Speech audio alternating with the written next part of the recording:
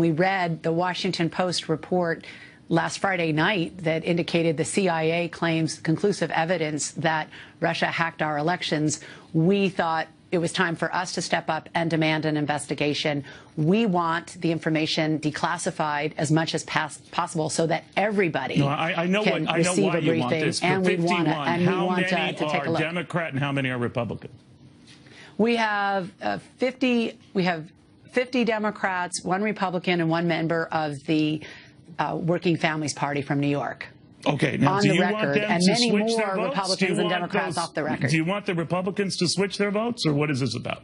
I want everybody to look at the information, Neil. I can't prejudge something I haven't seen, but I absolutely want everybody to have a chance to look at the information, and if it's declassified so the public can take a look at it too without endangering our sources and methods in the intelligence community, I think that's the role of the Electoral College, is to actually look at the facts, make sure that there hasn't been, as Hamilton warned, undue foreign influence in our elections. All right, so you are absolutely sure, given the CIA said that it's Russia, that it's accurate, because this is the same CIA that said there were weapons of mass destruction.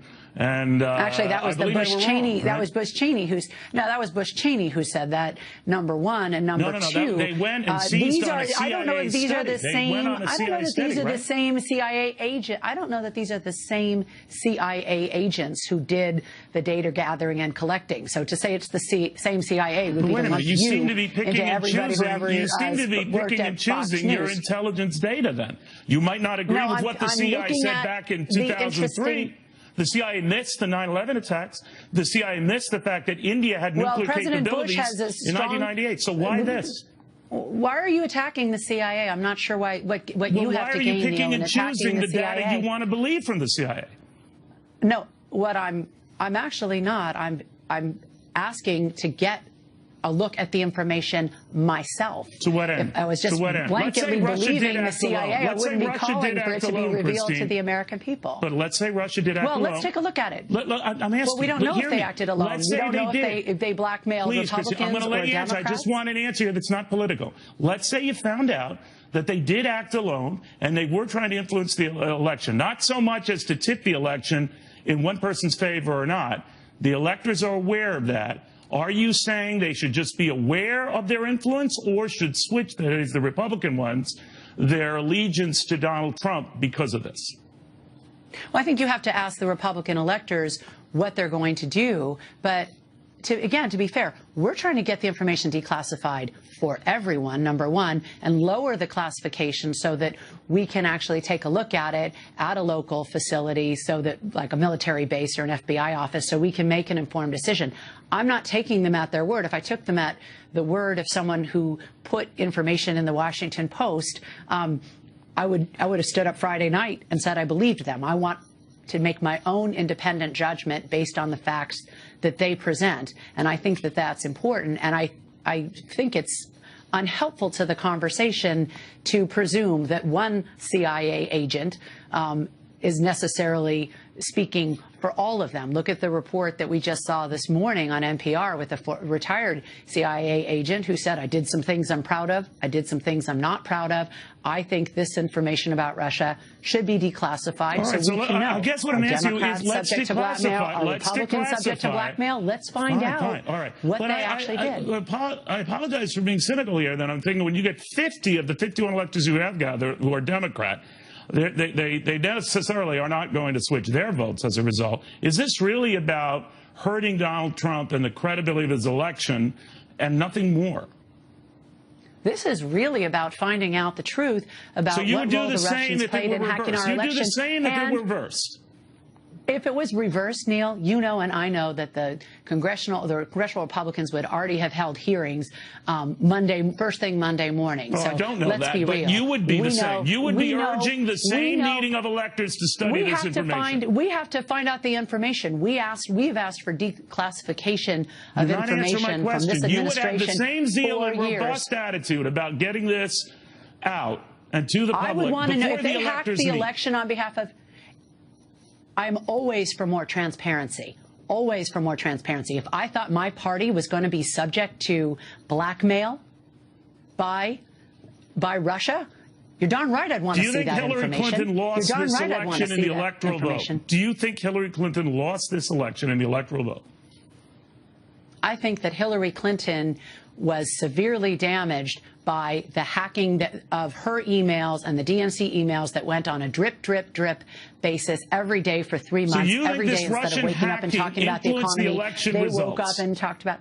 Absolutely. So you think it wasn't her message that didn't reach voters who were subject to high unemployment states like Wisconsin and Michigan, that wasn't what did her in? This thing did her in? No, I think that there are several factors in winning and losing. Look, if 80,000 people had voted differently in this election, the Russians didn't make her lose. She lost. No, I don't know that you can say that. What if Donald Trump had lost the election? Would you say it was one single factor? Right, so would you say it was an array of factors? You just belied what you're up to here, Christine. You are trying to get electors who are here for bound to the Republican candidate, Republican states, to switch their That's not what allegiance, right? Don't put words in my mouth, Neil. Neil Cavuto, you owe it to the American people to let me tell the truth and to not lie about what I just said. Yeah, Alex Jones said the same thing about me yesterday. Alex Jones in InfoWars has said that I want to have a coup and assassinate Donald Trump. Since then, I've gotten death threats, so it's not helpful for me if you're going to lie about what I am saying. Christine, Donald Trump doesn't come on my show. That is not helpful for me. It's not safe for me or for my family or for other electors. Please don't do that. He doesn't come on this show.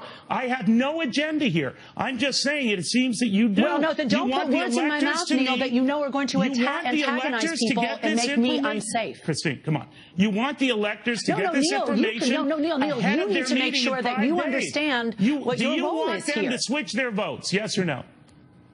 What I want to do is get the information. What I want to do is not have you mischaracterize what I say so that I get even more death threats and more insults and more online attacks than I'm already getting. Part of the reason that Republicans won't sign on to my letter is some of them have said to me point blank, I don't want to get that kind of blowback. I want a hearing. I want a briefing. I want a declassification. But I don't want to get the threats. When I raise critical stories about either candidate. What I'm asking you, though, is please don't put words in my mouth, then, I wish I could get any accurate words out of your mouth, Christine. I want to know. Excuse me. You've gotten many accurate words out of my mouth. Please don't call me a liar, Neil. When you're telling the electors, this would be a first. You want the electors to get this intelligence data.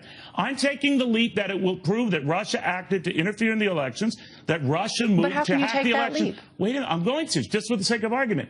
Then, what do you want the electors to do with that information? I haven't seen it, so I can't prejudge it. Right now, what I want is the information. What I want is for you not to put words in my mouth that will risk my safety. What I want you to do is discuss accurately what I am saying, which is I don't know what you're saying. Has a right to know, you want them to have this information, and then do what with it? Do what with it? What if all the Republicans look at this information and they look at it and they vote the way they were voted in their states? You, Christine Pelosi, would be okay with that? Yes or no? What I want first is to get the information. I'm not going to prejudge something I have not seen. I do not know what it is that the Democratic Party or the Republican Party is facing vis-a-vis possible blackmail threats, possible continuing hacking threats. But I'm very concerned about it as an American citizen. Are you I'm certainly concerned about it as a member of the Electoral College. Are you concerned? So it's not just what the electors do, it's what the senators do in their confirmation stuff. So when all is said and done, let's get the information and talk about it. When all is said and done, will you ever look at what happened in the election as a sign that Hillary Clinton didn't win it because Hillary Clinton botched it, because Hillary Clinton's message didn't resonate, period? Well, I think that as I said before, when someone wins or loses an election, there isn't just one factor. Again, if 80,000 people did Hillary Clinton make any mistakes at all? Do we say that? Well, I've been complaining about mistakes that were made since the beginning. So do you want me to go back and talk about the comments I made on the record in the summer of 2015? I might have missed that, Christine. Where did she botch it? All right, let's start, I think, chronologically. Let's go back a year and a half ago. I thought that the Democratic National Committee officials who were trying to limit the number of presidential debates made a mistake, and I told them that several times. I thought that and said that publicly at the Democratic National Committee meeting in August of 2015, when we were fighting to have a very robust economic message, including the Fight for 15 resolution that I authored and that we passed. That's fair. I was hoping that we would have more opportunity to mobilize the grassroots around that message. Instead, that request fell on deaf ears. All right, I'm sure so let's that's fast forward to the general election. To the general election. Any final verdict there where Hillary Clinton might have botched it? Sanders staffers were accused of taking some of the information off the voter files. You might remember that the response of the DNC was to cut the entire Sanders campaign off from taking a look at those records. In the general election, any comments on the, we're now in the general election. Any comments there? You can't do that. That's the equivalent of the death penalty for a campaign the day before a debate. So there have been several times when in the general election, one thing in the general election she botched. One thing, Christine, that she botched in the general election. I felt that once we had come out of the convention and done very well, I thought that what we needed to do was to have a more robust cooperation to help the down-ticket races. I would have liked to have seen that. Like everybody else, I think that everybody else who was making calls to swing states, more phone calls, more presence by the candidate is better. And I haven't looked at all of the data, but what I see, and I don't fault Hillary Clinton for this per se, because she's receiving information from her analysts. But one of the things we're talking about as members of the Democratic National Committee, as we pick our new chair, is what was the targeting data? Did they understand the report that we gave to our congressional candidates in June that talked about where Trump had done well? There were three factors in common: stagnant wages from 2004 to 2014, industries shuttered or changed due to globalization or automation, and what they called white distress in the workplace. That is to say, a lower percentage of white men in the workplace. We were focused on that economic message with the House candidates very clearly. To those affected groups than Hillary Clinton. I didn't feel that their targeting by the national campaign took that as much into account as perhaps they should have. And there is going to be an existential debate about that, I think, as we go forward, which is how do we reinforce the economic message we were talking about. Right before the Comey letter hit, Hillary came to San Francisco, and she got a standing ovation for talking about jobs, including modernizing the electric grid. Now, maybe that's something we only stand and cheer for here, but we talked about it. All right, Christine, but you were just mentioning real substantive issues that Donald Trump had bested Hillary Clinton that had nothing to do with the Russians. You mentioned James Comey. That might or might not have been a factor. I'm not smart enough to know. No, but you mentioned legitimate issues that were talking shortcomings on the part of the Clinton campaign. Well, as I said, there's a kaleidoscope. But let me tell you, when we were phoning, this is what happened every morning. We would wake up, look and see if on WikiLeaks to see if we were there, to see if there was something that we had said that was suddenly going to be the subject of an internet attack. That would take precious time out of our day. When the Comey letter hit, we were doing get out the vote calls. So it was early voting. So rather than calling and saying, hey, Neil, this is Christine calling. This is where your polling place is. Neil would suddenly ask, hey, well, what about this Comey report? And what's going on with Anthony Weiner? And explain to me all of these things about this investigation. So that's a time suck. So even if after, say, a 5 or 10 minute conversation, you, Neil, say, okay, well, thanks for the information. I'm going to go vote now. I've now wasted time on explaining Comey rather than just sharing with you, here's your polling place, had a few issues that he was dealing with as well, right? We saw undecideds go, we saw yeses go to undecideds. We were calling the yeses saying, go vote. Now the yeses were dropping to undecideds. And as even Republicans noted, 20 million Americans voted early while Hillary Clinton was under a cloud of suspicion from the FBI. I think the first letter was very hurtful. I know it was because I was physically on the phone with those people. I don't think Donald Trump was without criticism. I don't think Donald Trump was without criticism and videotapes and comments and allegations that would dwarf any and all of that. All I'm just saying is, besides this Russian stuff, a factor clearly, I don't dismiss the fact that they could have had a mischievous role in all of this. I think the fact that you pointed out, as you did very early on, some of these issues affected the outcome of this race beyond any of these outside events, right? Well, again, you can't. I don't know which is beyond what. Again, right. Bannon made it very clear that they had a voter depression strategy. They said we have to suppress her vote among African Americans, young people, and Sanders voters. Of course, some people, fitting right. one or more categories. Or she just could have been a lousy candidate. And that's what those. Or she just could have been a lousy candidate. Well, I don't know that a lousy candidate wins the popular vote by 3 million more votes than her opponent. So I think there are millions of Americans who didn't feel that way. So out of respect for both people who were motivated by Trump and motivated by Clinton, I don't know that we can insult all of their voters by assuming that they were only choosing the lesser as opposed to the person they saw as the greater candidate. And there was a lot of enthusiasm among people, particularly among a lot of women and volunteers that I worked with for 2.5 years about just not what enough it meant to close the deal. Not enough to close the deal. What it meant to elect a very qualified person to the presidency. And hey, she won my state almost 2-1. So as far as I'm concerned, we saw a lot of enthusiasm. But you include all the candidates, Christine, all the candidates. More people voted against Hillary Clinton than voted for her. So if you look at it all, but you're right, the election's over.